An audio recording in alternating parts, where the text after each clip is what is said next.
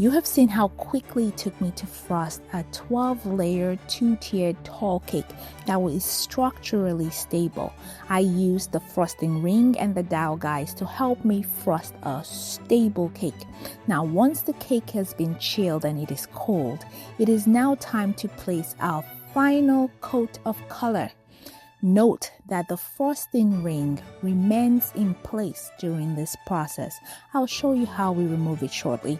But I'll frost my final color, inspect it, make sure it's perfect. It's not quite perfect yet. One more scrape with a hot scraper, and now I am happy. I'll place this back in the fridge for a couple of hours. Once it is now solidly cold, you see the frosting ring, it's time to remove it. I run a thin scraper or knife underneath the ring to release it from the cold cake, and it pops right off. And now, here's the easy part.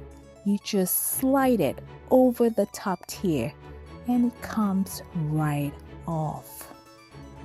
It's that easy. Because your cake is cold, it doesn't damage the cake and the ring is wider than your top tier, so it slides right over it.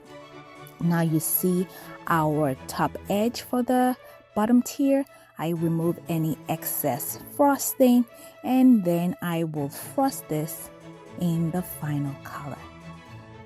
To smooth the edge of the tier, I find it easier to use a silicone spatula, a soft one if you have it, and it just slides right over the excess frosting. It doesn't leave any marks and it gives you a perfect finish. Now, once we have removed the frosting ring, it's time to remove the frosting disc from the top tier. Pop it off the top tier and I smooth out and color the top tier.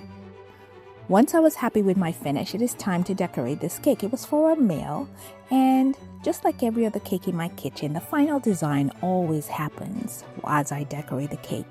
I usually never know what it looks like. So with this one, I decided with some texture in white, in blue, in gold, and I really did not like what it looked like. So I decided to add a bigger band of gold. I still did not like what it looked like, so I scraped it off. Yes, I did.